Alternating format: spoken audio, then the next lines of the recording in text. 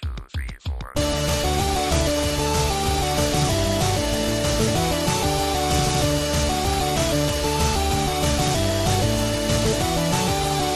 Hey, what's with the blinds and DMPs for so long, man? I can't even think. Hey, what's with food on airplanes? I don't get it. Whatever happened to Bigfoot? I think that we should make the whole plane out of black box. Whatever happened to Bigfoot? I think that we should make the whole plane out of black box. Welcome, everybody. Episode 159 of the Thumbstick Athletes podcast. I'm your host, Dan. I'm Eric. Will. No Corey this week. Corey is indisposed. He's got a boyfriend duties, I guess, right? Yeah. So we're going to be a man short for this week's episode. We also don't technically have a topic for this week's episode. If you listen long enough, you know we do occasionally we'll do a just the news episode. So there's been a lot of video game news this week, so that's what our episode's going to be about. So instead of nibble bits, we're just going to kind of use those for our main segment. So we're going to start with our weeks. Will, how was your week? All right. I pretty much did nothing. It's been the member guest at work, so that's the huge tournament. So, I'm trying to be low key and not fatigued and, work hard for that 3-day period. Yeah. Not that I don't work hard any other time. Right. Don't want to give that impression. Yeah, right. Well, But, so other than that, I've been playing Dota 2, more Nice. Dota 2, and I played more Hearthstone. okay. So not a whole lot, but... All right. What about you, Eric? I don't think I did too awful much this week either, Dan. I'm getting really excited for the start of the Premier League season. When's that start? 16th. And I wasn't going to be able to watch Arsenal's first game, but my girlfriend picked up a shift at work for the morning before we go to the Goo Goo Dolls, and now I'll be able to watch it. Nice. She wouldn't let you watch it otherwise? Well, we're going out of town. Oh, you were going to leave earlier. Yeah. Okay. Gotcha. Because we're going up to her parents. The Bills and Giants played in the Hall of Fame game. Did you watch it? I watched the first quarter, at least until the starters went out. That the defense looked good and the offense looked bad. I watched the last, minute or two after the Yeah. game was, over.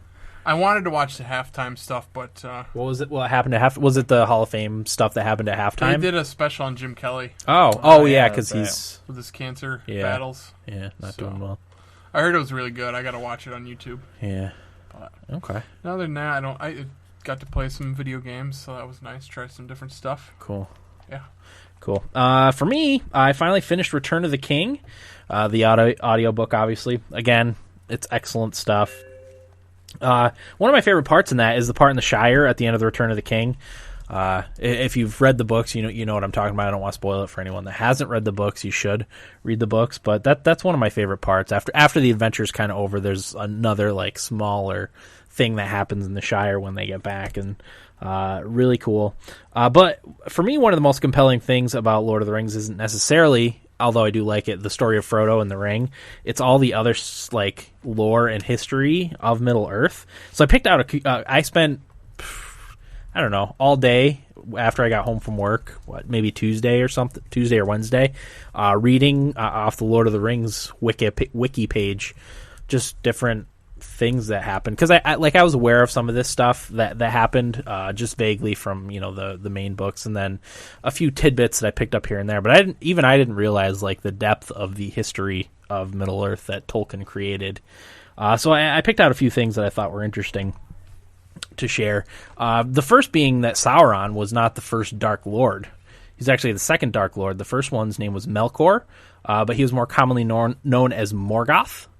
If that sounds familiar, it's because the Balrog in Moria was one of his servants, Morgoth's servant. All right. He's a rebellious Ainur. Ainur is his race. Apparently, Ainur are spirits who help create the world with the god Eru Iluvatar, who is the creator of Middle Earth. And he wanted to corrupt the newly created Arda, which is Earth, and because the Ainur and Eru Iluvatar obviously came before the planet was created. So he wanted to corrupt it, and Sauron was actually his most trusted lieutenant until Morgoth was defeated. And after that, Sauron went into hiding. So I thought that was cool. I that's a piece of history that you don't really get from the books. Even I think all that information is in the Silmarillion that I have to read. I have it. I just haven't read it. Is that audiobooked? No, not yet. Actually, I wish it was because I would get it. Yeah, And Heartbeat. some of the other ones, The Children of Huron, is an audiobook, and I don't think The Unfinished Tales is. But I know maybe. Justin, who was on, was it the competitive gaming Yeah. podcast we did? Yep. He's a huge fan of the Yep. Silmarillion. Oh, okay. Yeah, that's kind of like the beginning of Middle Earth. It explains all that stuff, which is awesome. Also, during there's another battle at the Lonely Mountain, which if you're familiar with The Hobbit, you know about the Lonely Mountain. During the battle in the fields of Pelennor, when Sauron's forces are attacking Minas Tirith during Return of the King, another force made up entirely of Easterlings, who is the people that live in the eastern part of that continent, attacked the Lonely Mountain and Dale with a force of 200,000. You never hear about this battle, I think, other than like really towards the end of Return of the King. It's because it happens in like a completely separate part of the continent. They attack with 200,000, but the Lonely Mountain forces only have 20,000 men and 30,000 dwarves. But ultimately, they're victorious. And again, that's something you don't hear of in the books at all. And then, in addition to the wizards Sauron and Gandalf, and Radagast, obviously Radagast the Brown, there's also two blue wizards named Alatar and Palandro. When they enter Middle Earth, they head east towards where the Easterlings are, out of range of the tales of Middle Earth, and they're all but forgotten. You don't hear any more about them other than their entrance into Middle Earth. But one of the more compelling things about the Lord of the Rings universe is that there's just enough ambiguity, like because obviously Tolkien created all this stuff. He could have very specific ways things happen, but he left ambiguity to make it feel real. Because obviously there's some things about our history that we just don't know, stuff that happened way back when. Yeah. And one of the things is the exact origin of the hobbits is unknown in Middle Earth. They were first recorded as living in the valley of the Anduin River in the Third Age of Middle Earth. In the Third Age, the year 1050, they're broken up into ages, and then the years after that, they began to migrate over the Misty Mountains. In the Third Age, 1601, the hobbits Marcho and Blanco got permission from the King of Arnor to cross the Barad-dûn River, which is the Brandywine River, and settle in what is now the Shire. And then 1400 years later is when the quest to destroy the ring began. So even though the hobbits feel kind of old, they're really not in the grand scheme of things. So I just thought that stuff was interesting. If you're interested in Lord of the Rings, go to the Wikipedia page, the Lord of the Rings wiki page, and read up on this stuff because it's fascinating. Craig in the chat said, did you know that Middle Earth is actually a reference to global conspiracies that Tolkien believes in the Illuminati and wrote several documents on it, hence the precious ring? No, that's cool. Yeah. I'll have to look more into that. Another interesting thing about it too is he kind of blends the history of Middle Earth into current day. He wanted it to seem like it was the history of our planet, and a lot of people because the Fourth Age begins after Sauron is destroyed, and a lot of people think the beginning of the Fifth Age is about when Tolkien was born, and then the Sixth Age goes until like World War I, and then the Seventh Age is like current. And they have now. history for all of that. A lot of it, yeah. A lot of it is written down. It's pretty amazing all the stuff that he came up with. Jeez. Out of his own brain, languages, peoples, histories of everything. It's amazing. Definitely spend some time reading. I'll have to look into that. I haven't heard that. He said you can find it on Google. Oh, cool. I will definitely look into Tolkien that. must have been That's into awesome. some heavy drugs. Yeah. Well, some people think that Tom Bombadil, who is kind of a hippie character, was the character that Tolkien wanted to be, like in the just kind of in his own little world. Okay.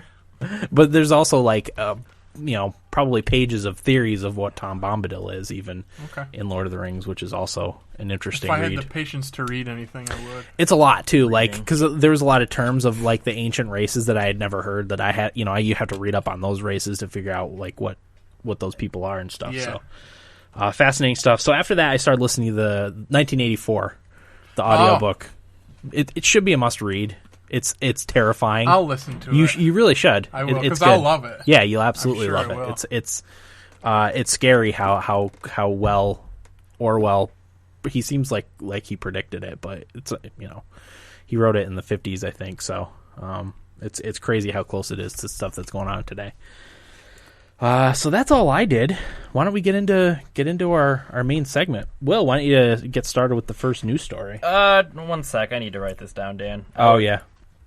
We're at, it was 10 minutes and 2 seconds. All right. So the first one I have is Sony is actually being sued by somebody because Killzone Shadowfall is not running in 1080p. Sony claimed that the game runs multiplayer in 1080p apparently, and they said that the PS4 and Killzone pushes the PS4's limits for like the first game to come out, and it tests the hardware out. So somebody took it upon themselves to sue Sony over their misinformation. And I said we have run out of problems as a society if we're suing a game company or a hardware developer. We certainly haven't run out of problems as a society. I can point you in a lot of them. It sure seems like we have that lawsuit. This guy probably just doesn't have a job, is what it amounts to. Yeah. Well, I mean, he's probably got to have a lot of money, I would think. Only because independently wealthy. Yeah, only because otherwise you wouldn't be able to afford a lawsuit again. You'd have to get a good lawyer go against Sony. Yeah. Especially like it's kind of a flimsy case. I would think. I mean, there's the whole false advertising thing, but I don't recall them ever trumpeting that Killzone is going to run in 1080p. Is it just multiplayer that doesn't? It's just multiplayer that doesn't. It's a little blurry. Yeah, I don't know. I didn't notice it. No, it wasn't myself. It wasn't bad at all. I don't know how people even noticed that. Yeah. Is my first thing. I mean, I guess if they came out and said this is going to run in 1080p on multiplayer at 60 frames per second, and it doesn't, then you might have a case. I don't know. It seems flimsy to me. But seems like you're reaching. But even if that is the case, like, why sue? Like, what's the point? Well, it's like suing McDonald's for your coffee being hot when it spills on you. Yeah, because you're an idiot. Yeah. Yeah. Just trying to make a quick buck. Yeah. That's why. Yeah, it's silly to me that you can sue for something that's stupid. Yeah. Well, that's the world we live in. Again, I get the whole false advertising thing, but really for me, the frame rate is more important than the resolution. Yeah, same here. I agree with that. Especially playing The Last of Us and how nice it looks in the 60 frames per second. Yeah. Makes a huge difference as opposed to 30. I mean, any game coming out now is going to look, good. In my opinion, so like I don't see the big deal. As you said, frame rate's the bigger issue. Yeah, so definitely. I just thought it was stupid. I agree. All right, Eric, what do you got for us? My first one, Resident Evil is going to be remade HD, coming to Xbox 360, Xbox One, PS3, PS4, and PC. It's supposed to be coming out early next year as a downloadable game, and will be 1080p, oddly enough, on Xbox One and PS4. Which Resident Evil is it? The first one. Oh. Yeah.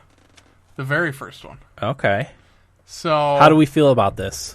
I don't know. I'm kind of cooling off on all these remakes of everything, but Resident Evil is one that I actually might go back and try, especially if it's at a lower price point. Yeah, it's been a long time since I played it too. Same here. A real long time. And that's a series that I feel like I didn't play enough of. Mm-hmm. And I think if I started from the beginning again, I might get a little bit more into it. Gotcha. But I guess they're doing some updates to it, not just graphically, but with some of the controls and things of that nature. They said there's going to be some additional enhancements. I'm sure that we'll be seeing a lot more of that as things come out for it. But I don't know. I think this is one I'll probably try, but $40. No? 40? See, I would do it for 40. I'd do it for 30 tops. 30? Yeah. Ugh. Definitely not 60. No. Even The Last of Us, which just came out not that long ago, was only 50. Right. So you wouldn't be able to charge $60 for no way. The first Resident Evil game. No. As good as it was. Did you play that one? Yeah, I never got very far. It was really hard. So I don't remember it. I think I did try it, but I don't really remember it at all. But that's just because I have a bad memory. I played it at Graham's house. Of course you did. Yep. And the immoral part in that is when the undead dogs jump through the window at you and scare the crap out of you. Oh, it was that one. Yeah, that's the first Resident Evil. Okay. Yeah. Wow. Yeah, I did play that then. Yep. Came out in '96. Man, that's almost 20 years ago. Yeah. They said there's nothing on pricing yet, but okay. I don't know. It's kind of a lack of creativity, I feel like, at this point with all these things. It's like the remakes of the movie industry. Exactly. It's the same exact thing. You're absolutely right. Feels like they're just running out of ideas for movies, and now it's video games. Yeah. But yeah, I think part of it's financial. Although if they're like rebuilding the game from the ground up, that's what it seemed like they were doing, right? Redoing everything. Yeah, since it's a remake, I don't know. Yeah, I think that would be about as much as just making a new game. Yeah. Yeah. I still say Dragon's Dogma. It's the same company. Capcom needs to put Dragon's Dogma on the PS4, or even just port it over to PC. They're not They doing wouldn't a have whole to. lot at Capcom, are they? No, I Well, think that's they're the in thing. trouble. When Capcom's I in tweeted trouble. this, I said apparently zombies have a taste for creativity too, Yeah, because they went and ate all their creativity. Yeah. yeah. Capcom's been having some issues. There's been some rumors about Sony buying them or Nintendo buying them. So, yeah. Craig in the chat says the first one was good, but not any good now because it was the first of its kind. That's why it was good before. Yeah, that could be. But compared to today, he says it'd be boring and slow. Yeah, I could see That's that. a good point, yeah. I'd still be willing to give it a whirl. It's one of those things I'll probably wait until they put it on sale. Yeah. After it comes out for And like get it for- $15 yeah, get or it for- something like yeah. that. Yeah, Amazon will have it on sale like in 2 months after it comes out. I could see that game not holding up though. Yeah. That makes sense. Mm-hmm. Okay. Twitch came under fire this past week. They pulled a YouTube, I guess, and made it so your people who play music during their streams, I guess, well, when it gets archived and put like on the in your archive, any copyrighted music it mutes like half an hour chunks, I think, or maybe even the whole thing, and they're maybe going to move to half an hour chunks.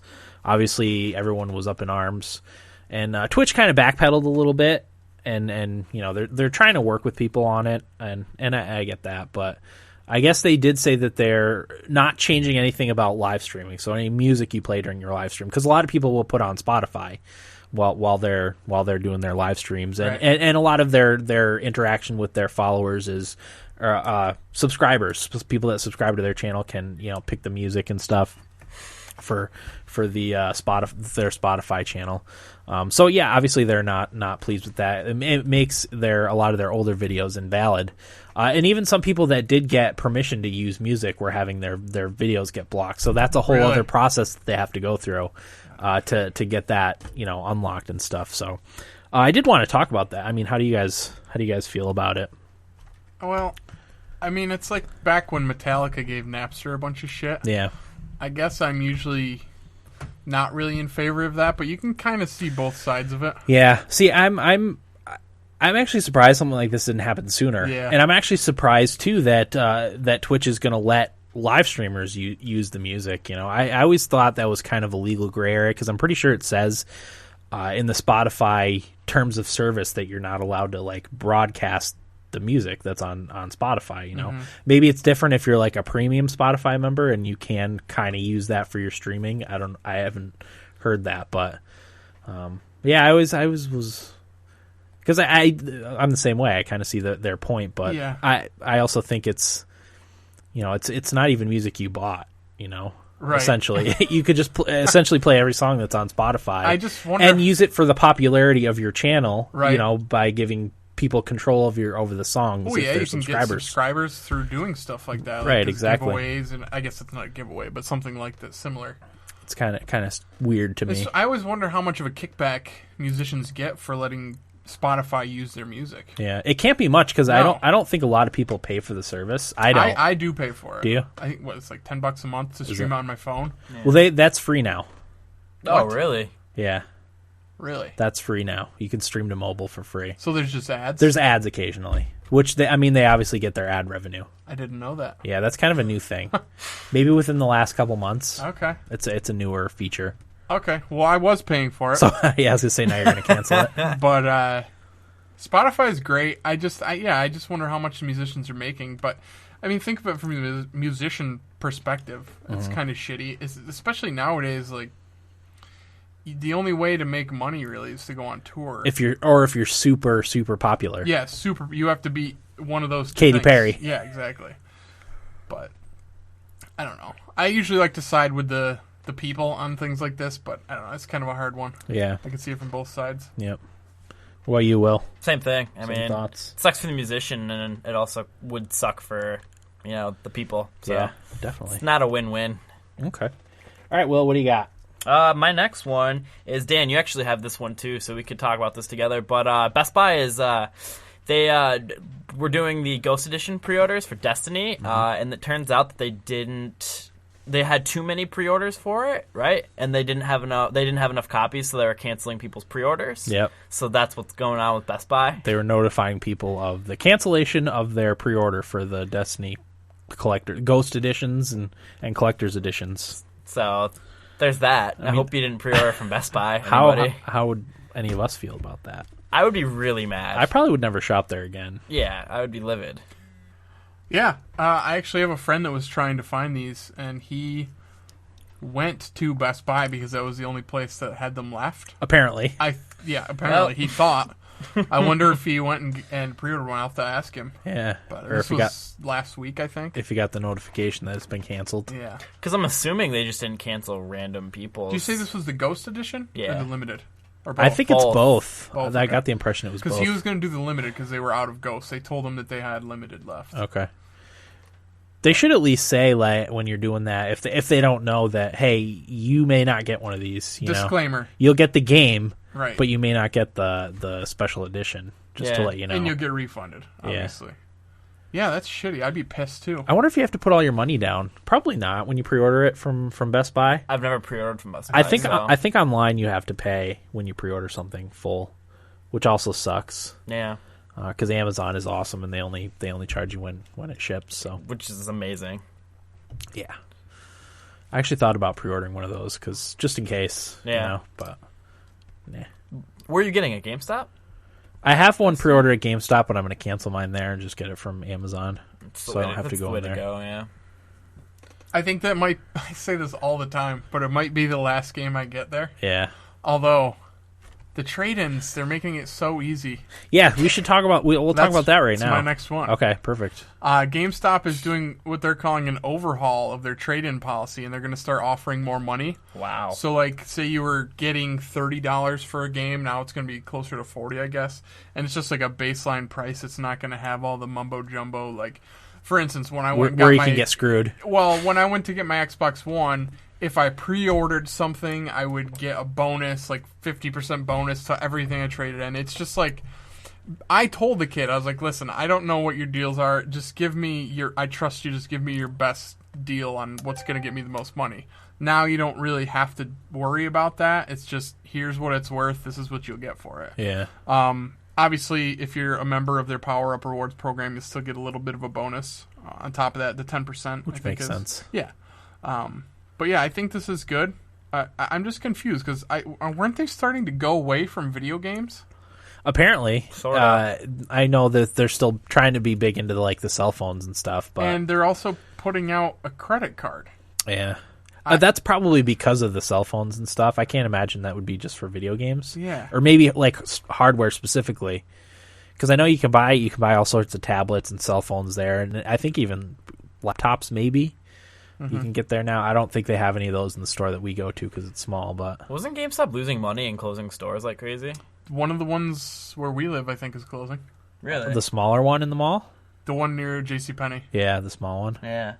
I can see that. Their I'm their surprised lease is up, yeah. from what I understand, so that's one of the And there was reasons. two GameStops in a small mall. Right. In not a very big area, so that Yeah. really never made much sense to me anyway. And then there's one across the river in the next town over. That's the big one. Which is the one I like the most. Yeah, that's the nice one. Yeah. Yeah. So we had 3 GameStops in a very small area. Yeah, but this is good. Obviously, I think it's good for the consumer. Yeah. If it works how they say it's going to work, I guess we'll find out. I think it's going into effect August 18th. Oh, Oh. Yeah. nice. So I guess we're going to see that. Apparently, they had said that only like 40% of their customers were aware that you could trade in video games. That's the only reason I go there. Yeah. Wow. Well, I'll let you know how this works when I go get Diablo on the 19th. Oh, gotcha. Because I've got Watch Dogs and Wolfenstein I'm going to trade in. So Yeah. I can't imagine that's actually 40% seems low. it does. the last time I was in there, 2 people walked in and asked if they had any Nintendo 64 or GameCube stuff for sale. Oh, really? Yeah. So my guess is, yeah, they don't. A lot of people don't know. They just know GameStop's a game place, so they go there for games. Well, I don't think they would keep that stuff because it's old. And Well, that's the only reason. The people that walked in, when they asked that, it wasn't out of because they love video games. Gotcha. It was out of that's all they had. Yeah, I gotcha. But- Yeah, I still think 40% is low. I mean, every time you go in there and buy something, they ask you if you have anything to trade in or if you want to buy a used game. Yeah. You know, they try and steer you in that I direction. thought that was just the only way they were kind of staying in business was because people went there for that. I wonder where they end up getting rid of their games and stuff. They can't sell them, a lot of them, to people. I haven't bought a used game in I can't tell you how long. I haven't either. Because I always trade things in. And not only that, but if it's only $5 more to get a new game, Yeah, why would you? why would you buy the used copy? Exactly. So, Yeah. okay. But that's good news, I think. Yeah. Sounds good. All right, well, what else you got? And my other one is Eric also has this one. It's about Sleeping Dogs. It's getting re-released on the new consoles. It's going to be October 14th? Yep. Yep, October 14th release date. Definitive edition. Right. Definitive edition. As Eric said, he's not as interested in the re-releases. I'm cooling off on them too. There's only one that I really want, which is Mass Effect. But Sleeping Dogs was an awesome game. Yeah, but so do we need a re-release of this? of Sleeping Dogs? Yeah. I don't think so. No. We didn't need one of Tomb Raider either, I don't think. No. Last of Us, I could see. Yeah, because a lot of people miss that. And it's an exclusive. I don't know. Maybe that's just Square Enix trying to get a game out there. That's my only thought. Because they don't have anything really coming out, right? Who? Square Enix this fall? Nothing. I would have to look. Yeah. I'm sure they have a game, but it But- might not be anything big. Yeah. So this would be like their big game Yeah. in Yeah. October, though, which is a rough month. That was the other thing. As soon as I saw that was October, I was like, who is going to buy that? It should be September. Yeah. In between Destiny and what is it? Shadows of Mordor comes out It at the should end of the be month. never. But yeah, I guess if they're... And I liked that game. I did too. If it's going to be anything, you're right. It should be September, Dan. Yeah, or maybe Certainly not into October. December. I went through and made my release date calendar for the games I'm buying. How sick did you get? Well, for I knocked off a few games right off the top, and there's a few more I might knock off. But it was over $800 Wow, between August and November. nice.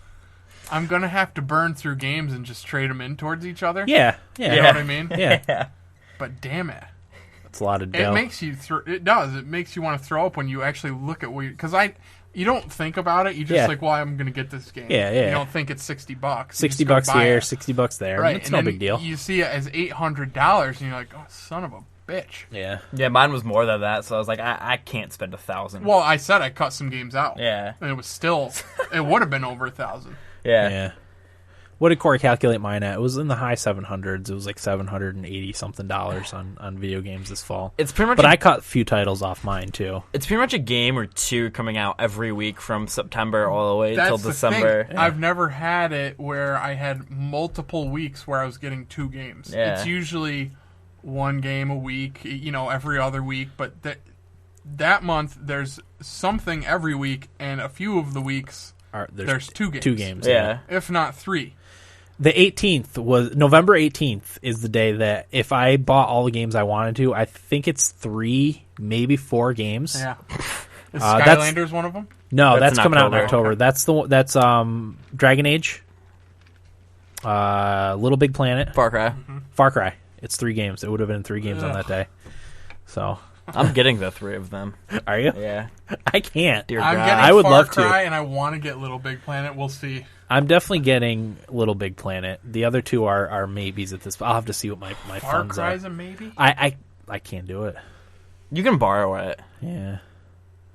I really want to get it, but I'm probably gonna have to hold Dan, off. You can play for free with us. That's true. Yeah, that is true. Co-op.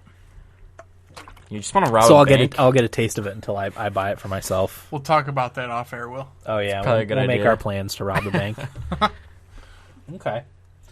Eric, did you have anything else you wanted to I discuss? got a few more, Dan. Sweet. Have at it. I'm still looking stuff up as we're chatting. One of the games that I was able to knock off my list was Evolve. Thank God. Due to be, and I wrote an article, a month or two ago about how pissed off I was getting about all these games being delayed, but now I'm starting to get kind of happy about it. Yeah, because we had like 6 games get pushed back. Could you imagine Yeah. if those 6 games Oh were my within God. this fall? Yeah. So Evolve, which is the 1 versus 4 online shooter, first-person shooter, is getting delayed until February, which is also going to be a very busy month as it turns out, but I guess we can talk about that another time. Yeah, like I said, I'm happy that this got delayed because I have too much coming out. But Evolve was one of the games I was most looking forward to this fall. And it's getting really good reviews, I guess, from everybody that's playing it and at all the game shows. But it's going to come out February 10th, which is 4 days after my birthday. So Nice. present to myself. There Yeah. you go. Yeah. So, what else we got? Well, let's talk about delays real quick. Yeah.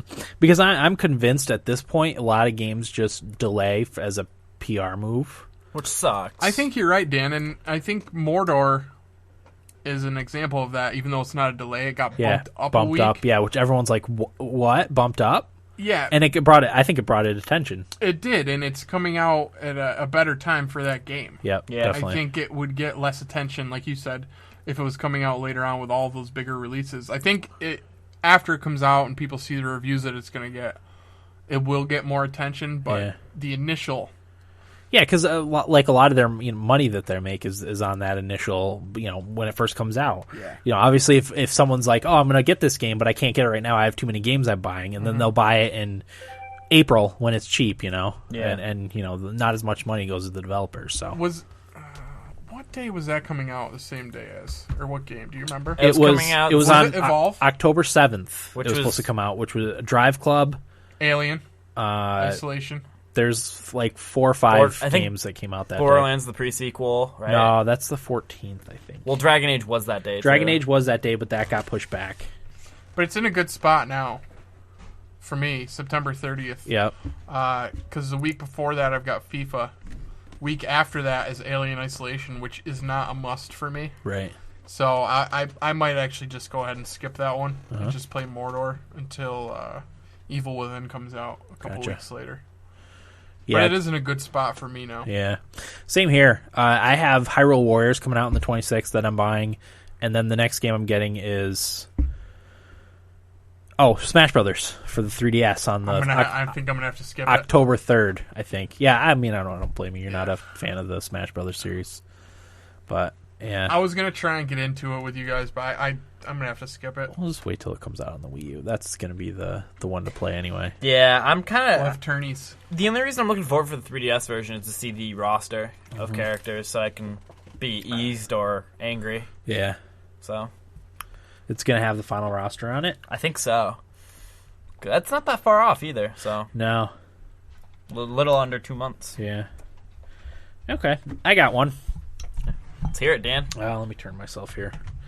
All right, let's see. Battlefield 4 is going to be free for a week. It's apparently part of EA's Game Time promotion, and it's going to run from... you have until August 14th at 10 p.m. to add it to your library, and clock starts when you launch the game, so you need to download and install are not counted, but 168 hours you're going to get to be able to play Battlefield 4 for free on PC. Weren't the PC server situation a lot better than it was for PS4? I think it was better, yes. I think they came out recently with a patch that improved everything. Okay. But I still don't think it's good. Great. Okay. I think it's better. Well, they had to recode the entire game, apparently, the multiplayer. Right. They had to do new coding for everything. Which, why would you put the game out if it was so bad before? EA. Yeah. It really sucks because I was such a huge fan of Battlefield, and it just left such a bad taste in my mouth. 3 was really good for you I for you loved guys. 3 and Bad Company 2. I mean, Yeah. even like back to Battlefield 1942. I remember playing that game and being like, this is fucking amazing. Yeah. Like, but man, they just left such a bad taste in my mouth, and then playing the Hardline beta was so bad. Yeah. Well, I'll never forget there was EA came out and like publicly apologized for the Battlefield 4 issues, and then I think it was either in that same press conference or maybe an announcement they made later on the day that they were announcing more DLC, more paid DLC. It's like, come on, Sorry, but give us another $20. Yeah, how tone deaf are you? Give me a break. So what- I was gonna try it, but I mean I downloaded Battlefield 3 when it was free. I probably won't play Battlefield 4. Yeah. I don't care. I won't get a chance to play it anyway. Yeah. Got a lot of It's stuff on my plate. Battlefield 4 is a good example of, which will lead me into my next one if you're ready, Dan. Why EA Access is good for me.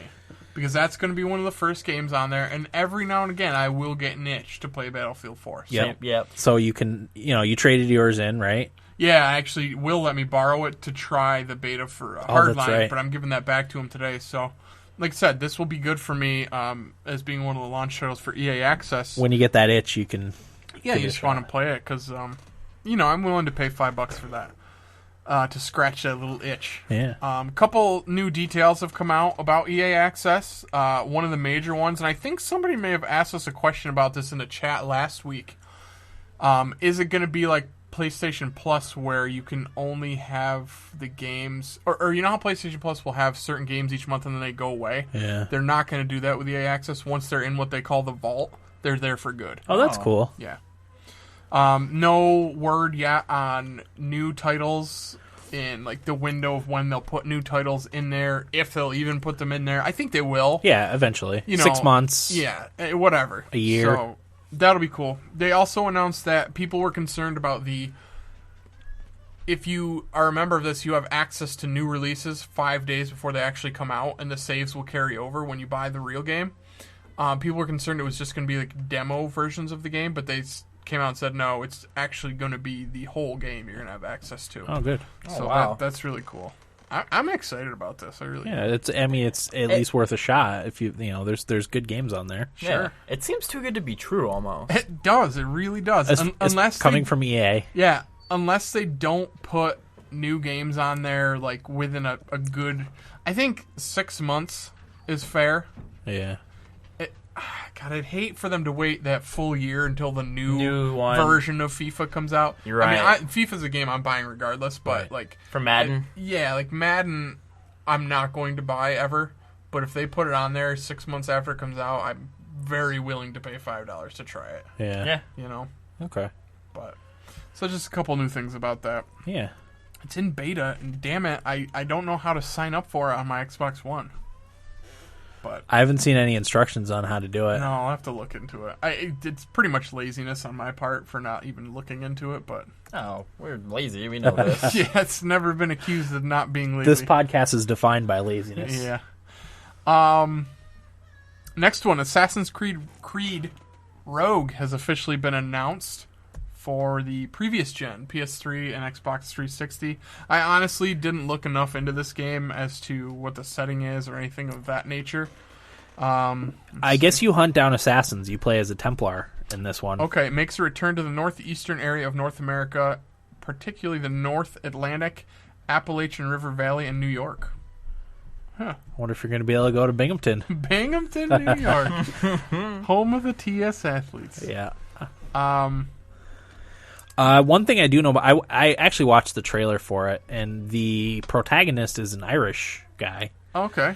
And I follow an Irishman on Twitter, and he said the accent was horrible, and he offered his services to Really? to Ubisoft for, It's a for the hard voice one acting. to do well. It is, absolutely. Because it's such a good accent. Just Yeah. like I love listening to Irish or British people, really. Yeah, anybody from the UK, even Yeah. Australia and South Sure. Africa, too. The accent's fabulous.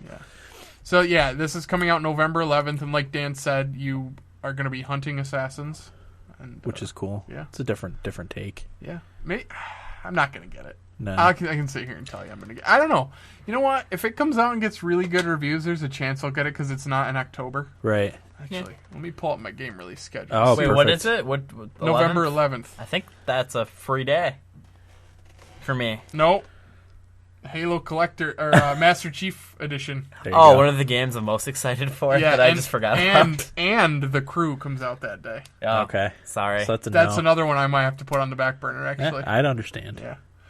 So, I'm the only one that's really into racing games for out of us. So Yeah. well, I think I'd I'd really have a good time playing that with Yeah. you. I'm That's the definitely thing. getting it though. So, Okay. but but there's already one Assassin's Creed game that I'm already hesitant to buy. So I'm not hesitant to buy Unity. No. I loved Black Flag. Mm-hmm. I know it's a different setting and all that, and it's probably not going to be naval-based combat. Did they say?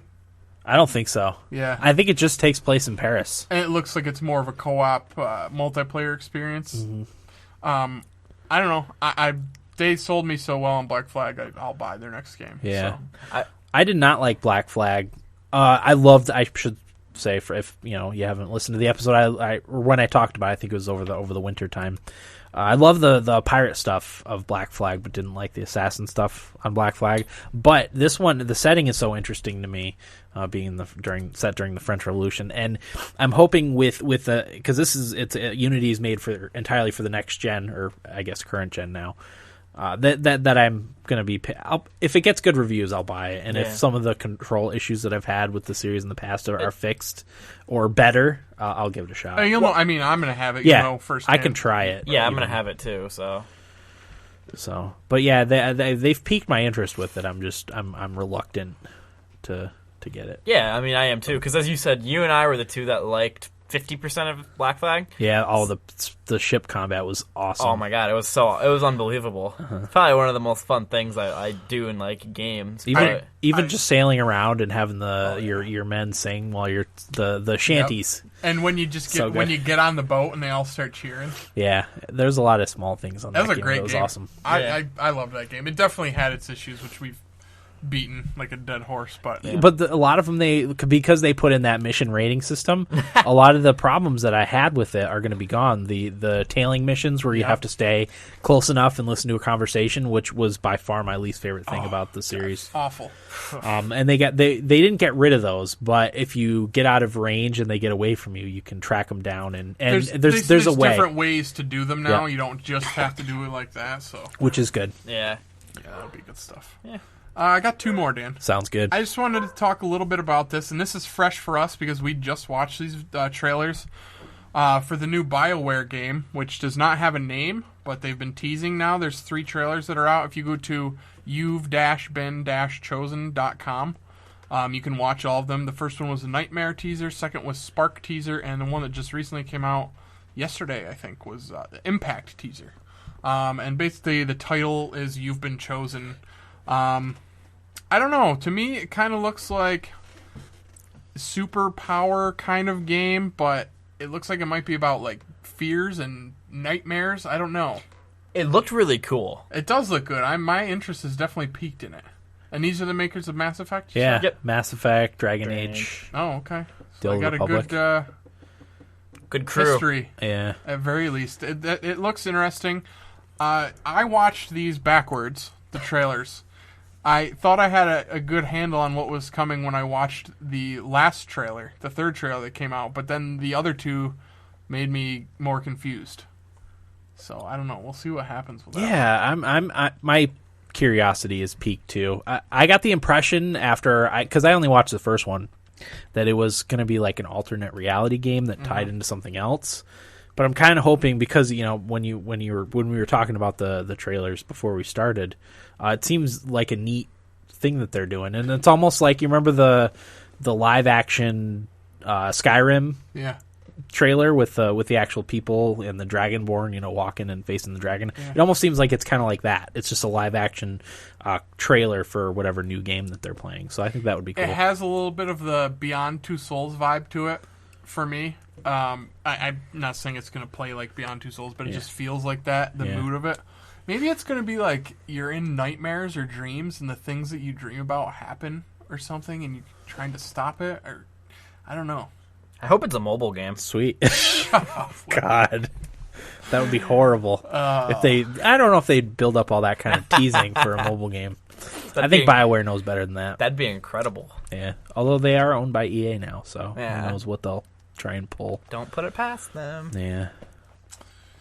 And my last one, I honestly didn't even read over this whole article, but let's look at it a little bit here. With Gamescom coming up, I was listening to Giant Bomb recently, and I didn't know this, but they all seem to think that Gamescom is going to be bigger than E3 within a couple years. I didn't realize how big Gamescom was. I honestly not even on my radar. Yeah. But apparently it's pretty big. I didn't know that. Where does it take place? Germany, I think it's. Oh, it's Cologne. Yes. Yeah, it is. Yes. Gotcha. When's it Where start? Lucas Podolski started his football career. Nice. Arsenal. Soccer. Oh, I know Football. Podolski. Footy. Footy. Well, I'm a dumb American. It's I soccer. honestly feel bad calling it soccer. I really do. Really? Anywho. I just call it footy because I like the sound of footy. Yeah, we'll just call it footy from now on. Footy. All right. First prediction, Until Dawn is going to be, I guess, re-announced. This was supposed to be a PlayStation 3 game, an exclusive.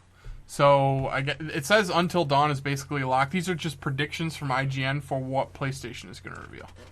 And me, being a big fan of PlayStation, thought I would bring this up. Yeah, sounds good. So Until Dawn is another survival horror game, which apparently is kind of overrunning the video game industry right now. But I guess this is a game people were pretty excited about. I have not watched a trailer for it and knew nothing about this game. But I will definitely look into it as of after this podcast. But people seem to think it's going to release next year. It seems like Sony's releasing a lot of the same type of game for exclusives. Yeah. I mean, you've got this one. You're going to have Bloodborne, and even what's the other one? Little Big Planet. No. The one that's got the Gears of War 3 cover mechanics. Oh, The Order. The Order. Yeah. They're all 1896. kind of like horror survival-y. Mm-hmm. I guess I'd like to see a little bit more variety going on there, Yeah. but what are you going to do? Beggars can't be choosers. Right. And I like all those games. I'm excited about all of them, so Right, I can't really complain too much. Journey and the Unfinished Swan are going to be officially revealed for PS4 and possibly Vita. Nice. Those would be good Vita games. I'll tell you what, man. I was looking at my Vita, and I get so excited whenever I use it. And the problem is, I literally have 15 good games on there that I should play. Yeah. I just don't. I don't know why. I really have no good reason not to. Yeah. And I enjoy playing it every time I play it. But Journey and Unfinished Swan would be good on there. Absolutely. Let's see, what else do we have here?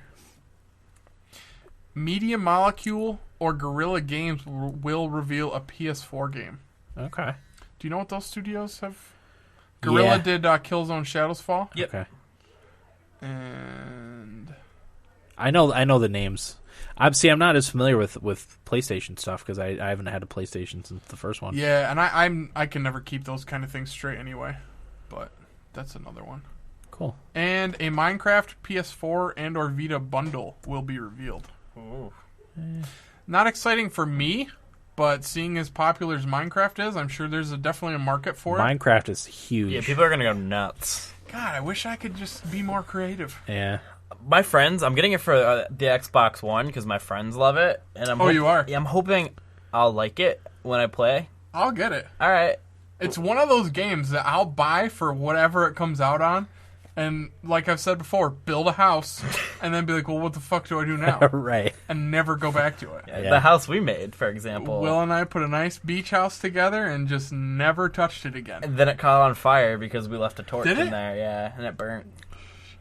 And we haven't been on since. I don't know if I ever told you. I thought this was funny. I might have seen it on Reddit. I might have talked about it on the podcast. But apparently, people in Denmark recreated the entire country of Denmark in Minecraft. I don't know if I feel like it was like government people that did it. Imagine having that job is to build your own country in Minecraft. But it was on a public server and everything, and some people built Americans. They built tanks and stuff, and then they took over the country. They took over Denmark. They built a base with all these tanks and put American flags, and they blew up Denmark. It's very American of us. Yeah, I was like, that's no surprise. No, it isn't. Back to the predictions real quick. Just a little background on Media Molecule and Guerrilla Games. These are reasons why they think. I'm just going to read this right from IGN. Okay. Something tells me the science will be broken by Media Molecule or Guerrilla Games, but probably not both.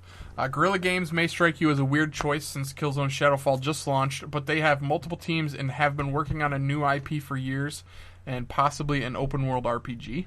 So that's Ooh. something we would all be interested in, obviously. That tickles my fancy. Right? Media Molecule, on the other hand, they don't want to do Little Big Planet anymore. Little Big Planet 3 under development at Sumo Digital, a majority of the studio has been focusing on a PS4 project first shown at the PS4 reveal, while a smaller team made Tearaway for Vita, which was awesome. Yeah. The studio recently teased the game in a self-deprecating sort of way. which I'm going to watch Nice. at our break. Perfect. Yeah, but that's just some little things to think about for Gamescom. I'm excited to see what comes out there. Yeah. When did this start? As Eric, Let me I'm look not it even up real really quick. that familiar with Gamescom. I wasn't, and they seem to think it's going to like take over E3 as the big. Why can't we have 2? Yeah. Yeah. Why not? I'm all for 2. Yeah. Let's see. Gamescom. Cologne, Germany. Yeah. Yeah, I'm just curious on the date. Did you know how big Gamescom was, Dan? I mean, I was aware of it, but because it doesn't happen in the United States, it's not covered as much as E3. Good point. I think that's part of the reason. Gamescom. August. It really PAX is more important here than Right. PAX Prime is more important than Gamescom for It looks people like in it's the North America. 13th through the 17th, but Okay. then it says for everyone 14th through the 17th. So I don't know if the first day is like Press people. yeah, press stuff, but Could be. everyone's having conferences like they do at E3. So Yeah. I'm sure there's going to be streams going on. Obviously, the time difference is going to be a bit tricky for us. Yeah, but, what is it, 6 hours, 7 hours? Something like that. I know when I watch Arsenal games in London, it's like 5 hours. 5 hours, yeah. So, but yeah, I think we'll probably end up doing a wrap up of that. I would imagine. Yeah, definitely. Should be a lot of good stuff coming out. You know what I'm hoping to see from Microsoft is what was that game that they was their big thing when the Xbox One first got announced and they didn't talk about it at E3. ESPN? No, it was the one was supposed to link with the TV show. Oh, Quantum Break. Yes, Quantum Break. I'm hoping we see more about that. Uh-huh. I need something to play on my Xbox. yeah. So before Are you getting FIFA? I am getting FIFA for Xbox One. Right. I am. I'm a little disappointed about that. Why? I like playing on my PS4. Okay. I feel dirty now. Well, you have friends that are I going to be do. playing on the Xbone, so. I do, but I like the controller better Oh, for PS4. gotcha. Yeah. Oh, by the way, I meant to talk about this. I should mention this in my week, but that's all I had. If you guys are done, Okay. I got one more thing. Go ahead. All right. The last one I have is New York University is going to start offering a bachelor's degree in video game design. Whoa! Hey. New York University, obviously, big school, important school. So, I think video games, at least as far as an education, are starting to hit the mainstream now. That's awesome. A lot of people's complaints is that there's no when you're growing up and trying to decide what you want to do. It was never a good idea to say, "Oh, I want to make video games." You're kind of even me, like when I was growing up, that was never a thing. I think the people that got into video game development kind of fell into it, programmers and artists and stuff. But now it's actually going to be an educational path that you can go to school, and I think that's going to help video games in the long run. How well does that even pay? Video game developing. There was recently an article about it, about what people make. Yeah. And oddly enough, it seemed like the creative people didn't make as much money as the marketing people. And a lot of people were like, "Well, that's no surprise." Yeah. No, that isn't a surprise at all. It sucks, but because the creatives are what make the product. The marketers. I don't know. I still say marketing is largely a waste of money, especially nowadays with the internet. Yeah. I think there's cheaper ways and easier ways to market than the traditional ways, but Yeah. that's yes. just my opinion. So Um, that's all I got. just to talk about this, I should have mentioned this in my week, but I got my they're called Control Freak thumbstick covers, I guess you would call them, for the PS4. As I mentioned on here before, the rubber on my left thumbstick specifically is torn on both of my PS4 controllers, and it's annoying. Yeah. And I haven't just ripped it off, so I got these covers hoping that I would just cover them up. Problem is, they don't fit because the rubber is bulky enough to keep them on, because they just kind of clip over the thumbstick, so they fall off while I'm playing. Do you think you could rubber cement it on? I don't want to. You're not going to ruin the thumbstick anymore. Yeah, I don't know. Yeah, but then I'd have to go get rubber cement Yeah, and do it. and do it. Yeah, and I think I saw somewhere that Sony does, because that's kind of a thing for people. Yeah. That happening, that they do not a replacement, but they'll fix it for you for inexpensive. I want to Yeah. say $10 maybe. That you can get new rubber put on your thumbsticks, or new thumbsticks put on. We should look into like taking the controller apart and see if you could buy replacement thumbsticks. I actually did. I saw somebody put up like a walkthrough of how to do it. It's a pain in the balls, or Not for him. oh, okay. So I could probably figure out how to do it. Dan could do You it. could probably do it Okay. for me, Yeah, I would. but yeah. Okay. Well, we're going to take a quick break and be back with what we played right after this. Welcome back, everybody. Episode 159 of the Thumbstick Athletes podcast. We are in what we played. Will, I'll get started with you. What'd you play? Well, the first thing I played was Hearthstone. I actually played with Tito. I was on my nice. computer at the time that he got on. I logged into Battle.net, so I like to keep that Steam and Origin open in case I want to play something. I never really do, but I was sitting at the computer at the time, so Tito asked me if I wanted to play, and I was like, yeah, sure, you'll destroy me, though, because I have no cards, and I just unlocked all the decks and stuff like that. So we played, and the first one, he stomped me handily. I was the mage, and I'm pretty sure he was the shaman. Okay. I think. And then the next game, he made a deck. He said, hold on, let me make a deck and stuff. So I beat him. I don't know I didn't know what was going on. I just kind of was playing stuff and got lucky and won. And then he took a break, and we played another one, and then he stomped me again. I tried the Hunter out because I had unlocked all the decks, because in between that break, I unlocked all the decks and was messing around and stuff like that. So I've experimented with the Hunter a little bit. I still don't know what I'm doing, really. I just got to pick a class and run with it, I think. Yeah, me too. Focus on we that. should play. Yeah, I'll play. I want to be something that I don't see often, like the priest or the rogue. I always see the shaman and like the warlock and stuff like that. So Yeah. I'll be more likely to play it once it comes out on my tablet.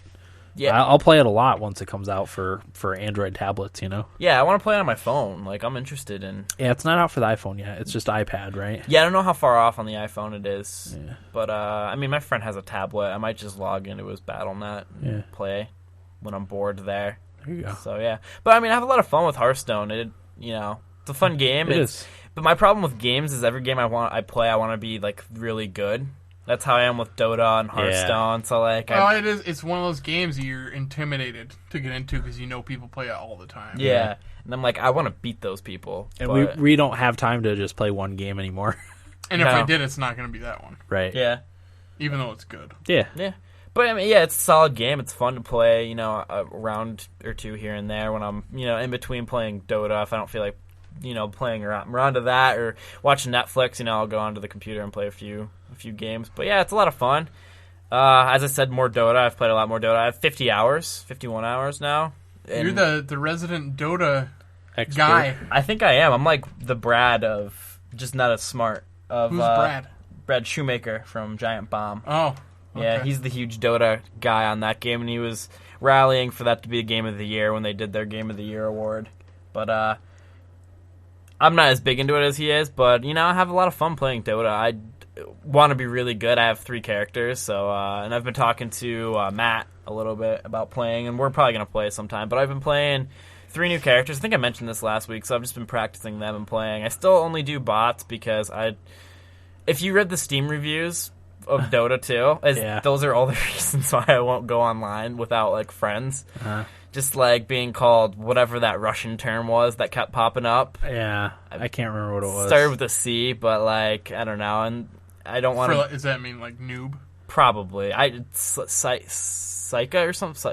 There's a lot of Russians and Brazilians that Play. Yeah. specifically. And I don't want to be told to uninstall Dota 2 noob repeatedly and stuff like that. But by the way, if you should check out those Steam reviews, a lot It's of on them are Kotaku. it's hysterical. But just read the reviews for it.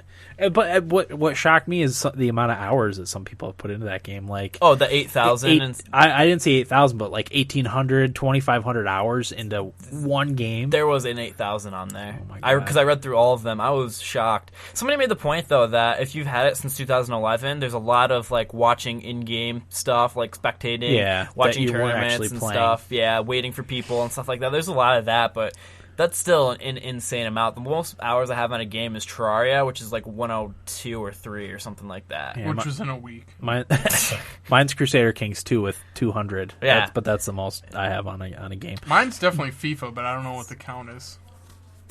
Someone said there's a way to check that on the PS4, isn't there? Is there? Because I heard that there was. We'll have yeah. to look into that, but because I want to see how much time I spent playing Don't Starve. I bet you it's like 30 or 35 hours I spent Damn it! playing Every Don't time Starve. you mention that game, I'm like, God, I gotta get back into that. So good. Yeah.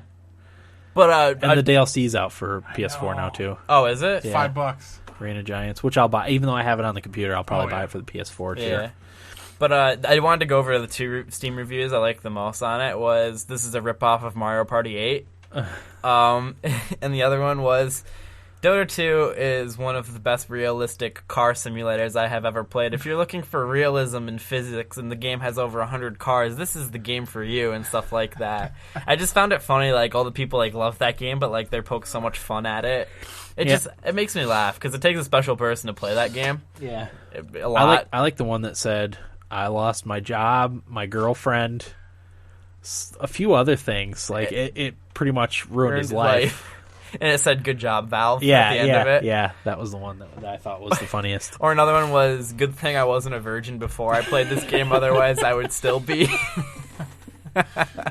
Yeah. But, yeah, those are all really funny. And, you know, as I said, I really like Dota, and I want to get better.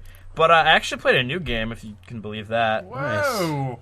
It's a game that I brought up to you. It's mainly directed towards you, because I think you'd like it the most. It's called, like, Reamberta. Have you heard of that? No. It's an indie JRPG game. It said, the description that sold me on Destructoid was it's a mix of Fire Emblem and Final Fantasy Tactics. Okay. I vaguely know what you're talking about. It's got, like, the kind of colorful art, the stylized stuff to it, but, I only played, like, 1 or 2 battles, so I'm not very far, but briefly, like, the story is about some girl's hometown has, like, this giant tower in there, and there's, like, stuff with, like, ancients and races, like, a race, something like that, being, like, better than everybody and, like, having the tower or whatever. But, like, once the tower started to fall a little bit, like, there was a sickness that came over the town. And people were dying off and stuff like that, and everybody was really sick. So the main character, Leviah, or something, Leviah, I don't even know how to pronounce it. I don't even remember it. But she's trying to, like, figure out what's going on with that. So basically, from what I've played, there are 3 different, like, main jobs. And it's, like, the fighter, archer, and, like, a mage-type character. And from what I've seen in videos, from there you unlock more classes underneath that tier of like stuff like that. So basically, the combat works exactly like how Final Fantasy Tactics and Fire Emblem works. It's more in the vein of Tactics, I'd say, than Fire Emblem. Gotcha. It has some things that are nice and that were in Fire Emblem, like when you make a move, you can go back regardless of what you did. In Tactics, you couldn't. So like once you made a move, you're like, permanent. Crap, and you'd get killed and stuff like that. But it's a solid game. I've been looking for a game sort of like that. You know, with the jobs in the Final Fantasy-esque, time strategy. period.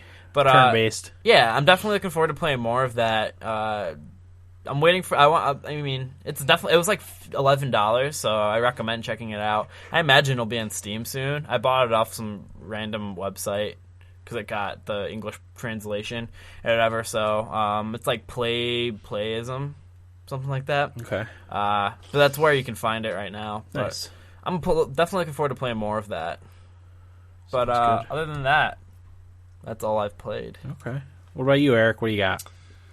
Oh, geez. Let's see, Dan. I played and beat Metal Gear Solid Ground Zeroes. Well done. Took me a whopping hour and 15 minutes. Which is exactly how long it took me, too. With a lot of distractions. Yeah. It. I was a like lot of cutscenes. Oh, no. I'm talking about, like, I was texting and looking at the internet during that hour and 15 minutes, too. Gotcha. That said, I did like what I played, and I will probably get Phantom Pain when it comes out. Okay, it's sold you on Phantom Pain. Yeah, I thought the controls were a lot better than what I experienced in Metal Gear 4. I kind of just wanted to get through it, so I didn't stop and try to be stealthy as much as I should have. I thought the shooting combat was a lot better than it was in Metal Gear 4 also, so... That was the main trouble I had with that game, was the controls were just so frustrating to me. And I just thought it was a lot better in this. So yeah, that's why I was able to, when I got angry about sneaking around, I just started shooting everybody. Yeah. And you can in that game. You can. It seems like it'd be more fun if you didn't. Obviously, that's how it's supposed to be played. But right. So yeah, there was that.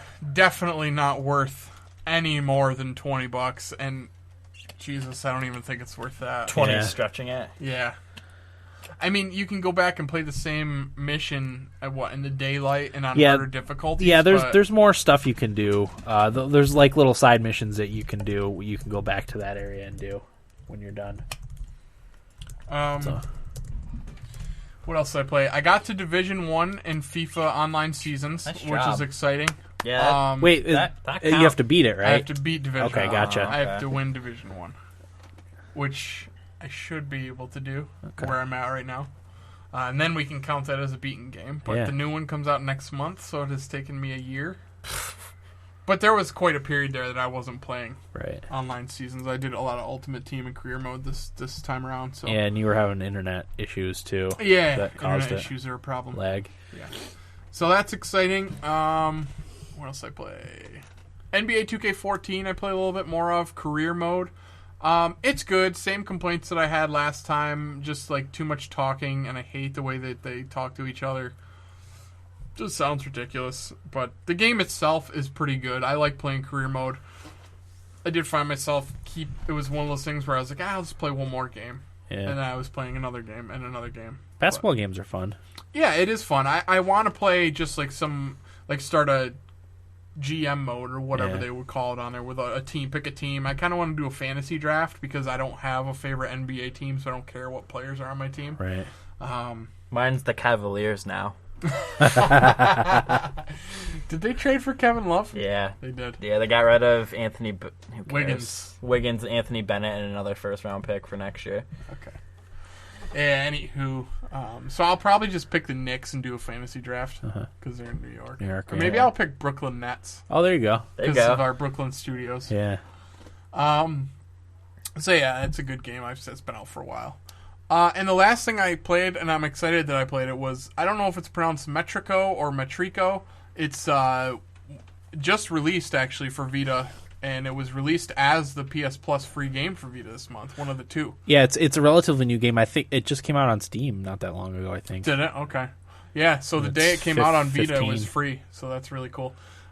It's a really interesting game. It's a puzzle platformer, kind of, but it's got a ton of different mechanics to it, and I haven't played too awful much, so I know there's more mechanics than what I've unlocked.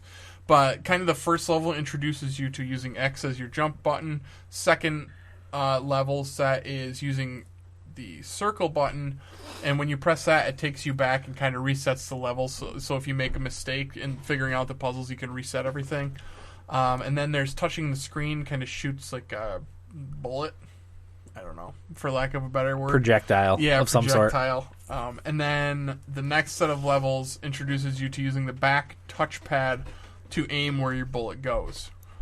Actually, the touchpad feels a lot more responsive in this game than it has to me in other games. So I've really enjoyed it. It didn't get great reviews. I think Corey would probably really like this game if he gets a chance to play it. I don't know. I really like playing it on Vita. I don't think I would like it as much on a PC. Not just because I'm not a PC gamer. I just feel like it's made for... Well, the touch controls make it seem like it needs to be on something with a touch interface. Mobile? Yeah.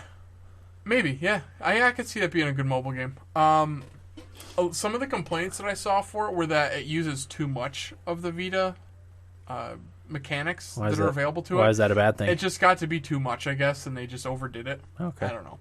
It's really cool, stylized. It's hard to describe, but you're just like this guy... Very plain. He's either a black or a white figure, and you can pick a male or a female, and you just run across the board. And like sometimes parts of the level will move depending on if you move right. Certain parts will like raise or lower or move left or right with you. And if you go back to the left, they will go back to where they started. If you jump, certain platforms will raise or lower. Just different things unlock different parts of the level, and you have to figure out the right combination of all of the mechanics to get to the next part. Nice. Music's really good. All of the background and the art style of it is really neat. I would recommend it. I mean, especially for free. If you have a Vita, you really have no excuse not to play it right now. Yeah. At least this month. Yeah. So give it a try. I like it. I think it's better than what the reviews have been giving it from what I've played, which is probably about an hour's worth, maybe. So I'm looking forward to playing more of that. And that's all I played this week, but I'm looking forward to Dragon's Crown, which was the other Vita free game this month, which I almost bought a bunch of times. I just never did. Glad I held off. Yeah. that one has a lot of good reviews, so I'm looking forward to playing that. That's one I really wanted to play, and I was Yeah. hoping would come out on the PlayStation Network for the PS4. Maybe it still will. And also, Road Not Taken was the PS4 free game this month. Well, you know what? I think somebody mentioned the PS Plus games in the feedback, okay. so we'll talk about that in a minute. That's all I played, man. Okay. The only thing I played this week was I got an itch for it due to my playing Lord of the Rings, Skyrim. I told myself I wasn't going to play Skyrim anymore, even though I had the Legendary Edition, which had all the DLC and stuff. But as I said, Lord of the Rings, I kind of wanted to be in that type of setting. So the closest game I had to that with such an open feel was Skyrim. And I had never really experienced any of the mods either. When I played it a bunch before, it was on the 360, so it's also my first experience with Skyrim mods. And I think we're going to do a Skyrim mods episode where we cover some of the bigger ones and some of the ones that we use. So I won't get too much into the specific mods, but I made one of the mods it's called it's escaped me, but it's basically a mod that changes your starting situation in Skyrim. So Really? you know how you're like a prisoner at the beginning of the game. Well, this makes it so you can choose from a bunch of different starting locations and situations. So like one of them is like you're a wealthy landowner or you're a business owner.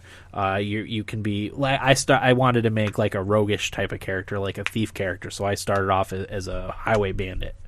And it started me in like a fortress, like kind of in the middle of the map, up past Whiterun. Okay. Which is cool. If you don't want to be the Dragonborn, you don't have to be the Dragonborn. You just start with and whatever. Do you get dragon shouts then? I think you can still kind of play through the main story. I haven't tried to figure that out yet. Okay. But I got a bunch of armor ones. I got a lot of the graphics ones. The graphics look really, really nice when they're all updated with the Skyrim mods. So Yeah. I'm really, really digging it. That's one I would love to see put on PS4. Yeah, yeah.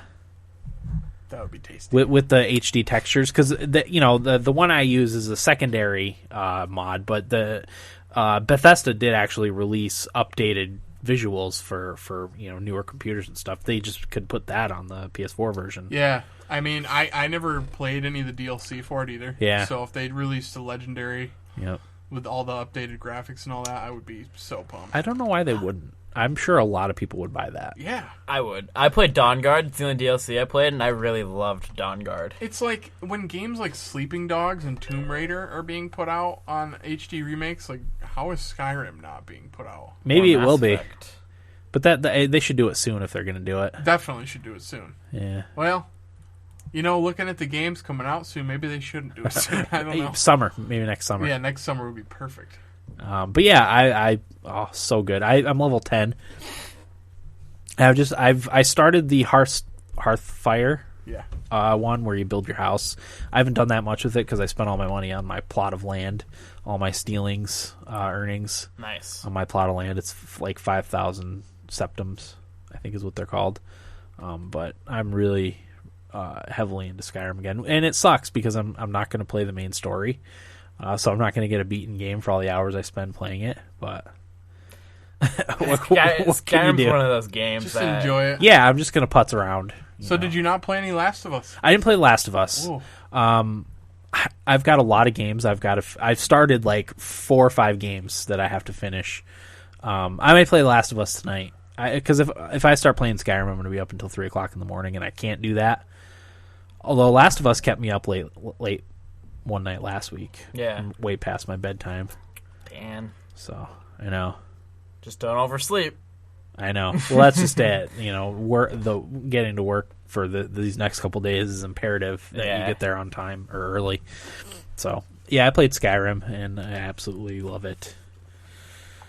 All right, let's get into feedback. Let me call it up here. I'll show you guys. I'll boot up Skyrim when we get done here. Tito in the chat says he spent a lot of time doing modding in Skyrim, and he said he probably spent more time doing that than playing the game. Yeah, tinkering with mods and stuff. Yeah, but he wanted to loading them. try out his GTX 780 at the time. Oh, okay. So, Yeah. video card, I'm assuming. Yeah, you can make it look pretty nice. I have a couple of the graphics mods, and it looks really good. Okay, so on Twitter, From Ryan in Iowa says, not too sure about the free PS Plus games this month for PS4, but me and the girlfriend just pre-ordered a Little Big Planet 3. Also, I'm down for the Resident Evil remake. I've played about half the games in the series. So, the free PS Plus games were Road Not Taken, and Fez for PS4. Fez, I think we all agree, is worth a try. It's good. Yeah, definitely give it a shot. It's interesting. It's one of the more unique puzzle platformers I've ever played. But it is very confusing because of how big the world is. I saw somebody, I think I was looking on Reddit or something like that, or maybe just somewhere in the comments about Fez. Just keep playing it. Don't get too worried about where you are in the map or anything like that. Just play the levels. You'll make yourself crazy if you do that. Just play the levels and figure out the puzzles to collect the cubes, and just keep doing that. Don't worry about how far you are or anything like that. Just do that, and it will start to make sense and unfold for you. And I thought that was good advice. Yeah, that's definitely good advice. Road Not Taken is a puzzle rogue type of game. It's all procedurally generated. I guess the one complaint I saw about that is that even though everything changes every time you play it, it still feels too samey. Okay. But it sounded interesting to me, and I'm definitely going to give it a try. I always really like these little games. Yeah. I think good. they're interesting. I know it's definitely not a AAA title that some people might want, but I don't know. They're I free. think it's interesting. It's free. I Give think it a they're shot. worth a shot, absolutely. Fez definitely is worth a shot. Pre-ordered Little Big Planet 3, as did I.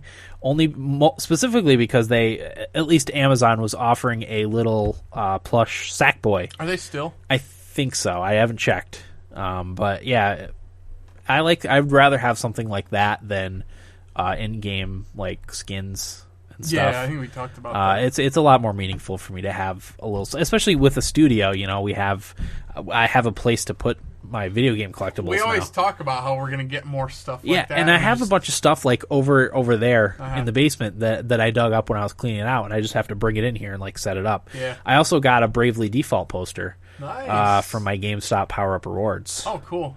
I wanted to spend the last of my points, and I could just afford the Bravely Maybe Default I'll see, poster. because I've got some points. Maybe I'll see if I can get something like that. There's some cool stuff on there. Yeah. I was very impressed. There was a lot of stuff. So Yeah, I'm pumped for Little Big Planet 3. I thought that looked awesome Yep. at E3. I've also got to get another controller for my PS4, so me and the wife can play I'll it. probably borrow one of mine. I should have another one. I spoke to my girlfriend and said, hey, there's a game coming out this November I'd really like to play together. You would have thought I asked her to open a meth lab with me. Really? Yeah. Do you think you'll ever break her down? No. Never? She's just like so dead set against it and think it's just such a waste of time that she just won't do it. Yeah, but you said she watches reality TV shows, like Say Yes to the Dress. Dan? What's the difference? Different strokes for different folks. Yeah. The difference is Everyone. men and women. Yeah, well, and you understand that she has her thing Yeah. that she likes. That's I just wanted her to try it with me. yeah, That's all. yeah, But whatever. yeah. Maybe. What can you do? You just shrug. That's it, yeah. Okay. Let's see. Down for the Resident Evil remake. I'm also too. I pay attention to that one. We'll see how it goes. Like Craig said earlier in the chat that it may not hold up. It may be kind of slow, but it's worth a shot. It's a classic. So. Dave in Boston on Facebook says, I agree with you guys on Destiny. I love the beta, but if it's going to be a short and shallow game, I'm concerned. Also, not a big fan of 3-person parties. That's too small. I think a lot of people have kind of echoed our sentiments on it. There's not going to be enough there. Everybody's worried.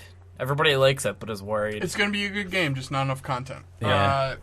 There was actually an article. I didn't get to read enough of it to talk about it today, but Bungie came out and said that don't expect too many big changes from what you saw in the beta. Yep. So, as far as the parties go, I think that 3 is fine for the strike missions. We did talk last week. Maybe Dave didn't tune in for last week's show about the bigger raid type of missions that are going to be 6-player parties. Without matchmaking. Yeah, without matchmaking. So you're actually going to need 6 people that you know to join up in a party. Which I think is cool. I do too. I think it's. We talked about it last week. If you want to hear more about it, but Yeah. I think it's a good idea. Yeah, so maybe that'll be more your style than just the three player strike missions. Okay. Sounds good. I think we're all in the same boat on where we stand with Destiny. Yeah. It'll be awesome, but probably be done within a couple. And people are going to be max level by the end of the 24 hours after it's I out. think people are going to be pissed that that's the case, but I think at this point, you should be expecting that to happen. You should know. Yeah. I agree. Email. Hey guys, it's Ryan from Parma, Ohio. I haven't contacted you guys for a couple years. I think I've been catching up, a couple years, but I've been catching up, and it's a great podcast, as usual. I was just wondering what you guys thought. I have been getting back into gaming, and I've been strictly a PC gamer for a while, until The Last of Us and Fire Emblem got me into consoles and handhelds again. Now I'm debating on getting a PS4 or PS Vita. I know the price is an obvious difference, but I don't have a ton of time to sink into games unless it's in the wee hours of the night. My wife isn't the most understanding of my hobbies. I was thinking handheld would be great for getting some gaming without being away from everyone, but Destiny looks pretty great, and I don't want to get it on the PS3 because I feel like I wouldn't get the full experience. What do you guys think would be a good choice? Thanks, guys. Now, we'll start with PS4, PS Vita. Yeah. As the only one of us that owns a Vita, I honestly, and I know this probably isn't what you want to hear, but both. I was actually thinking that too. Yeah, I would probably go get a new PS4 and get a used Vita. I would get one of the old ones. Don't get one of the new ones. From what I understand, the old ones are a little better. The screen is better. The screen is better, Yeah. specifically on the older ones. Yeah, I don't know. The thing with the Vita is that, like I talked about this earlier on, there are a lot of good games that I have loaded on my Vita, but that's from having it for a year now and just downloading the free games over the year. Yeah. I have only paid for a couple games that I have for Vita.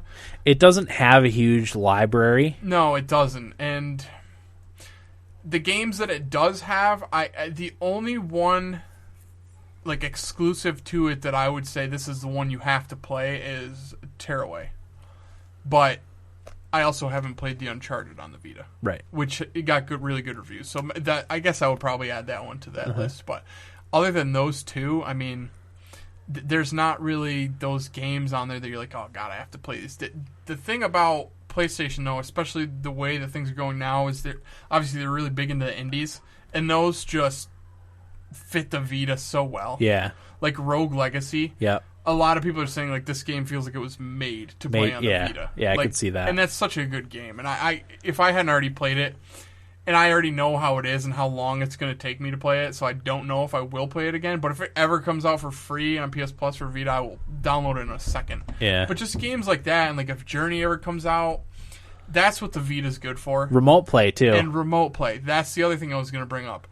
If you have your PS4 and you're playing late at night, like you're talking about, like if your girl wants you in bed next to her, at the very least, at least you can play remote play on your Vita from your PS4 streaming to it. Yeah. And I mean, we all know, it's no secret, there are not a ton of great games out for PS4 right now, but I think there's enough, and there's plenty coming, as everybody knows. And they've got a lot of exclusives coming out. You know, your Uncharted, your Bloodborne, The Order. So there's good stuff coming out, and on top of all the things that aren't exclusive. So I think if you got both, that's your best bet. If you're going to get just one, I would get a PS4. Yeah. Yeah, that's what I was going to say. Yeah.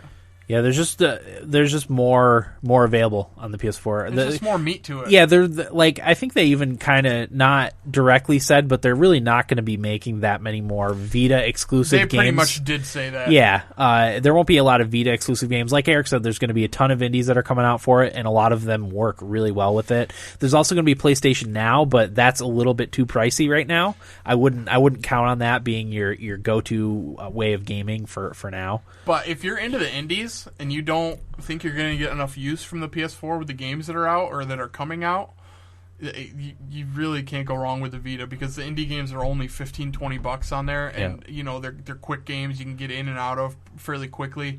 You also don't need a huge memory card to have them on there because they're all relatively small. You will need a memory card. Which is expensive which are and expensive. obnoxious. Yeah. But you can probably find deals for those online. But yeah, I'd go PS4 if you could only get one, but I would say get a PS4 and then get a used older style Vita, which is the one that I have. Yep.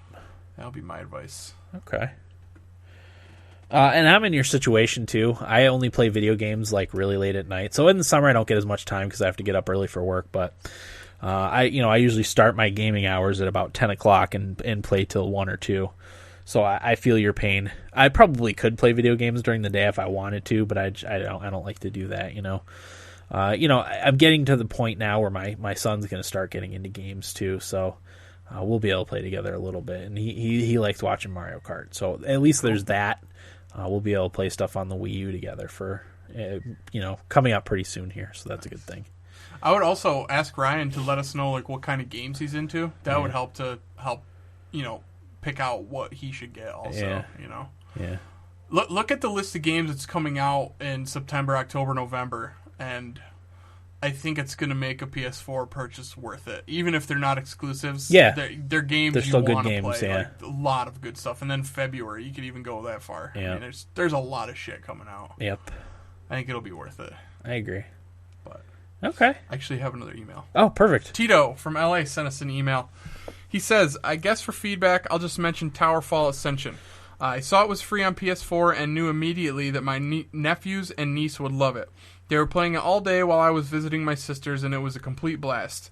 It was just so much fun. It reminds me of a classic NES game that was similar in terms of trying to take out another player in this repeating room, but you didn't have arrows to shoot. And there was a POW box you could hit to knock out any enemies that would enter the room. I forget what it was called or if it was just a level in the Mario universe. Towerfall is great because it doesn't matter how old you are, you can still win some games. My niece, who is 6, beat me a couple times. What a great game. They could not get enough of it. Yeah. So, that honestly, Dan, every time we're going to do the podcast, I think about texting you and be like, hey, I just want to stick around for a while. Maybe we'll just play Towerfall. Yeah. Because I just want to try it. We should do that. We should. That's probably one we'll play when we do our guys' weekend again. Yeah, too. yeah. It's awesome. It's a lot of fun. Me and Will played it seems, briefly. That's Maybe another like an one hour. that we could do, like, if we're going to do a competitive game episode between the four of us, we could do a Towerfall one. Yeah. Yeah. Because it's fun. It's one of those niche games, Yep. Yeah, I dug Towerfall. I bought it when it came out. Same here. Because we were going to do an episode We about were. it, but me and Will were the only ones that were able to play it, so we decided to hold off on doing an actual episode about it. But that would be a good topic for an episode. I did. I downloaded it when it came out for free, so Yeah. I do have it. Okay. Yeah. Anything else? I think that's it, Daniel. Okay. This is usually when we do roundtable, and I have a roundtable, but I want to save it for when Corey comes back. There's actually another feedback I didn't put in Okay. that was directed towards Corey. It was an anime question from Ryan in Iowa. Okay. I didn't want him to think we forgot. Right. So we'll do that next time. Yeah, because obviously Corey He's is the anime as guy. absent, and he's our anime watcher. Corey's always messing things up. He is. But I'll tell you guys the roundtable so you can maybe think about it. Because I already have my answer because I already thought about it. But if you were to be one like stereotypical video game character, what type of character would it be and why? And it's got to be like a stereotypical video game character. All right. And what character would that be and why? So Is this think one about that's that. already made or just a type? Like, could we pick a specific character? Yeah, Okay. you could pick a specific character. I have a character type in mind for me. Okay. But you could do either one. All right. So Couple think about come to that, mind. and we'll get answers. And if anyone listening wants to chime in with that for feedback next week, that'll be our roundtable for next week's episode. So you can chime in. And I think that's it, right? That's it. All right, that'll do it for episode 159 of Thumbstick Athletes Podcast. I'm your host Dan. America. Will. Corey. Thanks for listening, and get out of my basement.